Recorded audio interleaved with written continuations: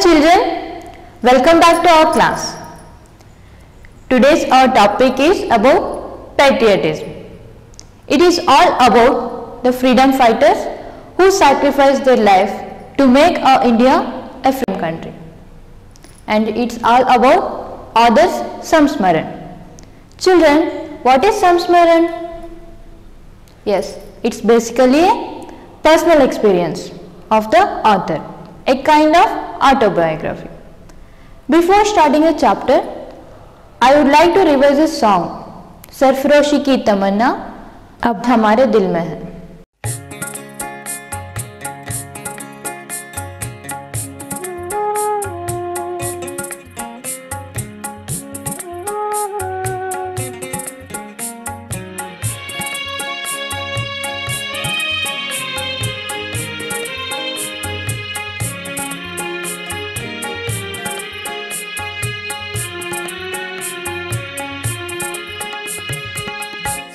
सरफरोशी की तमन्ना अब हमारे दिल में है.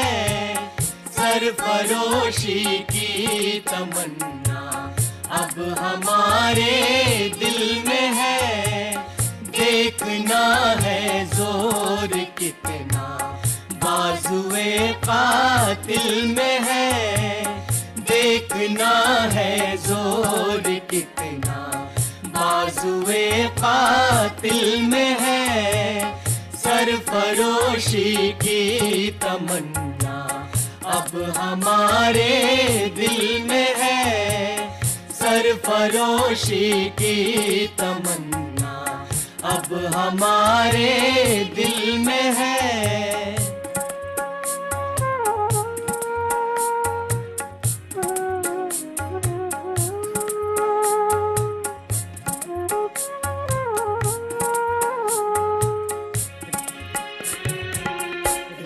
रवेरा है मोहब्बत रह न जाना राह में. रह रवेरा है मोहब्बत रह न जाना राह में. लज्जते सहरा न वर्दी दूरिये मंजिल में है. लज्जते सहरा न वर्दी दूरिये मंजिल में है. सरफरोशी की तमन्ना अब हमारे दिल में है. सरफरोशी की तमन्ना अब हमारे दिल में है.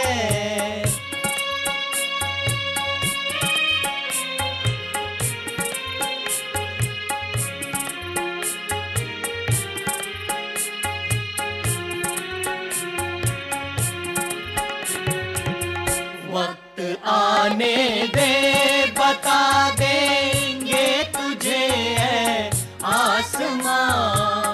वक्त आने दे बता देंगे तुझे है आसमां. हम अभी से क्या बताएं क्या हमारे दिल में है. हम अभी से क्या बताएं क्या हमारे दिल में है. सरफरोशी की तमन्ना अब हमारे दिल में है. सरफरोशी की तमन्ना अब हमारे दिल में है.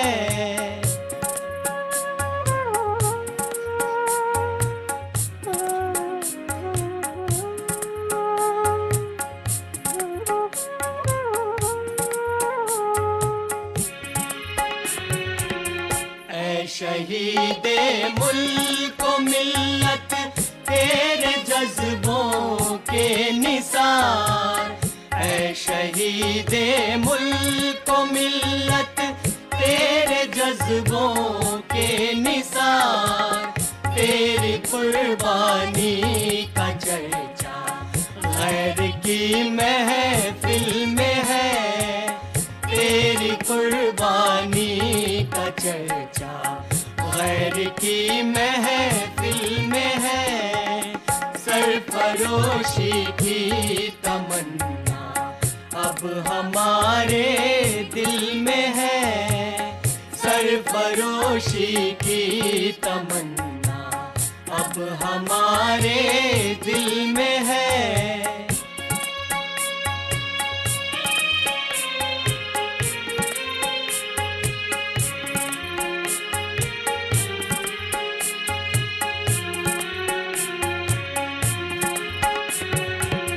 अब न अगले वलवले हैं और न अरमानों की भीड़, अब न अगले वलवले हैं और न अरमानों की भीड़, एक मिट जाने की हसरत अब दिले बिस्मिल में है, एक मिट जाने की हसरत अब दिले बिस्मिल में है, सरफरोशी की तमन्ना अब हमारे दिल में है, सरफरोशी की तमन्ना अब हमारे दिल में है।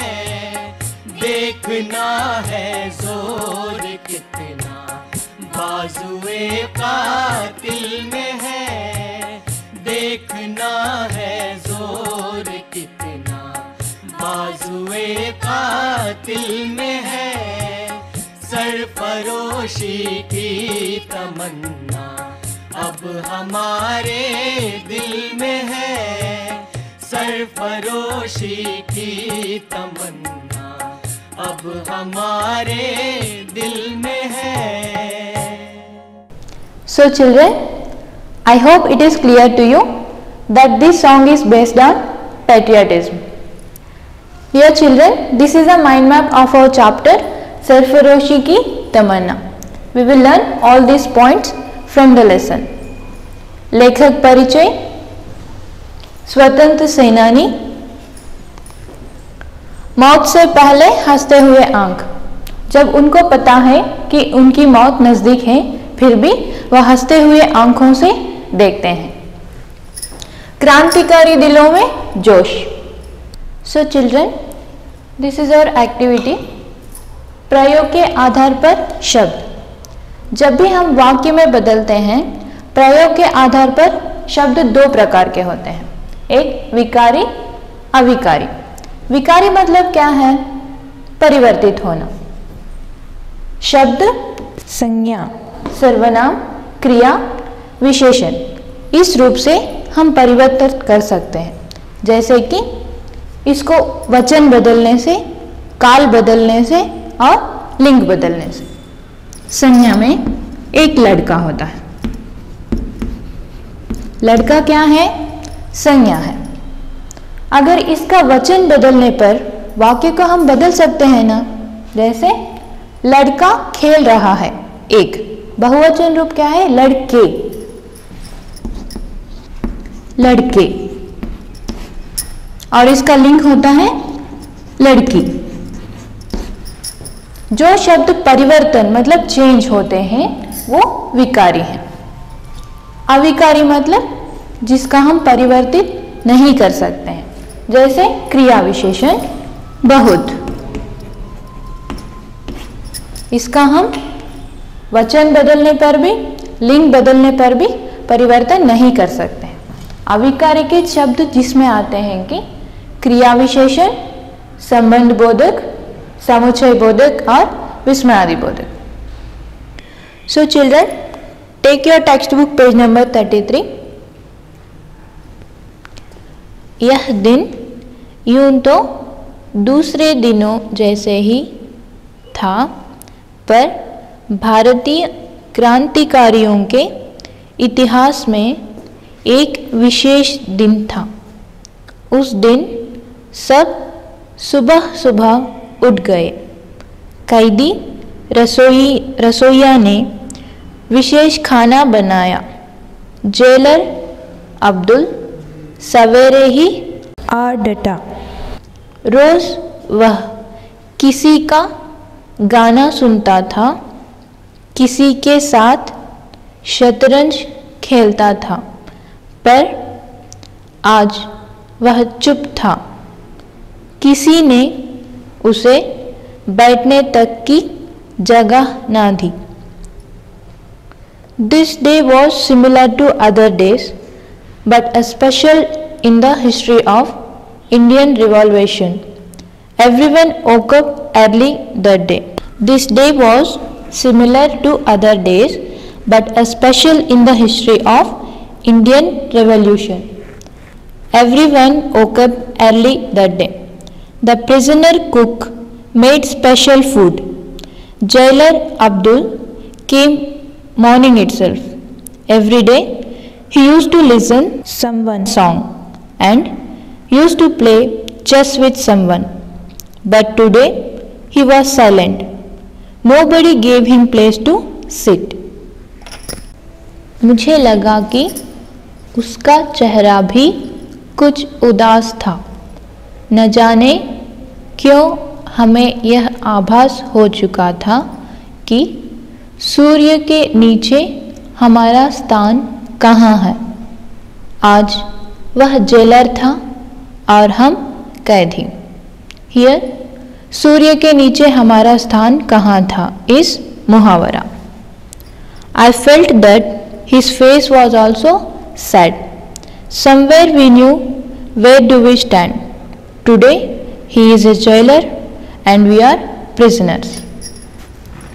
प्रतिदिन की तरह सब खाने बैठे तो बिस्मिल को ख्याल आया कि आज अनुष्ठानिक तरीके से भोजन करना चाहिए।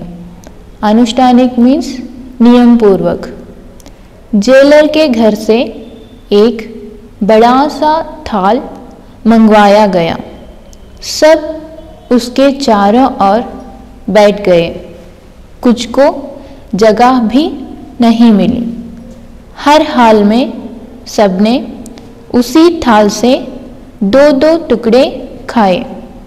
प्राचीन काल से ही इस प्रकार के अनुष्ठानिक रूप से भोजन करने का बहुत महत्व रहा है। When everyone sat down to have their food, suddenly Bismil realized that the ceremonial food methods today they should have food in ceremonial method, and a large mess was ordered from the jailer's house and everyone sat around the plate. Few even didn't get the place to sit. In any case, everyone ate 2 pieces from the same plate. Eating such ceremonial food has been of great importance since ancient times. हम सब ने अच्छे कपड़े पहने।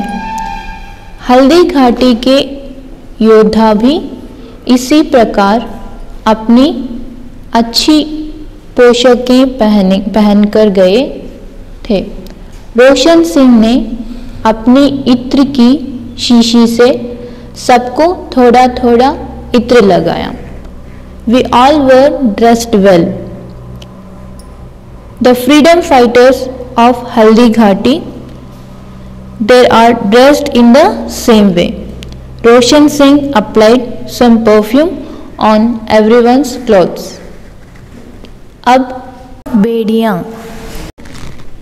डलवाने की बारी आई। Jailer को हिदायत थी कि हमारी बेड़ियों की कीलों की जांच कर ली जाए। मेरी बारी आई तो मैंने अब्दुल से पूछा कि वह इतना भावुक क्यों हो रहा है।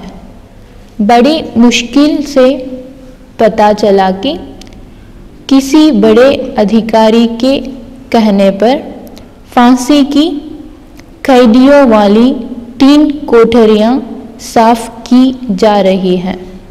मुझे लगा कोई भी जज अपने फैसले से पहले जेल वालों को खबर क्यों देगा?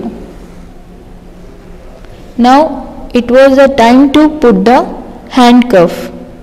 The jailer was instructed that our handcuff should be checked properly. When my turn came, I asked Abdul why he was getting so emotional. It was found out with great difficulty. We came to know that some higher official have ordered that 3 chambers that belongs to hanging prisoners supposed to clean. I wondered why would a judge send this message to the jailer before announcing the judgment. बंदूक और police के बीच हम लारी में बैठे। हमने रोज की तरह क्रांतिकारी गीत गाने शुरू कर दिए। We sat in a lorry in between the policemen and their guns. We started singing revolutionary songs as usual. रास्ते में हमने एक ऐसी गाड़ी देखी जिसमें सामान लदा हुआ था। हर सामान पर एक कागज़ चिपका था और उस पर हमारे जज का नाम लिखा था। स्पष्ट था कि हमारा फैसला सुनाकर वे भारत से बाहर छुट्टियां मनाने जाएंगे। On the way, we saw a vehicle loaded with the luggage. A paper was affixed on each item and our judge's name was written on it. It was clear that after giving our verdict, they would go on holiday to abroad. अदालत के बाहर भारी भीड़ थी। सब सरफरोशी की तमन्ना अब हमारे दिल में है। गाना जोश से गा रहे थे। चारों तरफ यह आवाज़ गूंज रही थी। There was a huge crowd outside the court. People were singing the song सरफरोशी की तमन्ना अब हमारे दिल में है with a great enthusiasm. जज के आते ही चारों ओर सन्नाटा छा गया। जज ने कहा, षड्यंत्र प्रमाणित हो गए हैं। एक एक कर मुझे, भूपेंद्र, जोगेश, गोविंद, मुकुंदी लाल आदि को सजा सुनाई गई। अंत में सुनाई फांसी की सजा हमारे 3 साथियों को, रामप्रसाद बिस्मिल, राजेंद्र लाहिड़ी और Roshan Singh. There was a kind of complete silence as soon as the judge arrived. The judge said the conspiracy has been confirmed. One by one, me, Bhupendra, Jogesh, Mukundi Lal were sentenced. Finally, 3 of our friends, Ram Prasad Bismil, Rajendra Lahiri and Roshan Singh were sentenced for hanging till death. उस वक्त राजेंद्र के चेहरे पर वही बाल सुलभ मुस्कान थी। बिस्मिल के चेहरे पर अवज्ञा का भाव था और रोशन सिंह ने हंसते हुए हमें ऐसे देखा मानो वे तो सीधे स्वर्ग चले और हम रह गए। At that time, the same childish smile was on Rajendra's face. Bismil had a sense of defiance on his face, and Roshan Singh was laughing as if he was going straight to the heaven, and we were left. और हम सबकी आंखों में आंसू भरे थे क्योंकि हम जानते थे कि यही हमारी अंतिम मुलाकात है। and we all had tears in our eyes because we knew that this is our last meeting. So children, he is our author of the lesson सरफरोशी की तमन्ना, मनमथ नाथ गुप्त. मनमथ नाथ गुप्त प्रसिद्ध क्रांतिकारी. इनका जन्म 7 फरवरी 1908 को हुआ था. He was one of the famous Indian freedom fighter. He was born on 7th February 1908. 13 वर्ष की उम्र में ही ये स्वतंत्रता आंदोलन में कूद पड़े थे. He was involved in the struggle for the freedom of India from the age of 13. आत्मकथा सहित अनेक पुस्तकें लिखी. Along with biography, he wrote other books as well. प्रकाशन विभाग भारत सरकार की पत्रिका आजकल के संपादक रहे. इनकी प्रसिद्ध पुस्तकें, फेमस बुक्स, गांधी और उनका समय, सर पर कफन बांधकर, शहादतनामा आदि. 26 अक्टूबर 2000 को इनका स्वर्गवास हो गया. He died on 26 October 2000. So children, now you are clear with the chapter Sarfaroshi ki Tamanna. I will upload the classwork in our school portal. We will meet in next session. Take care.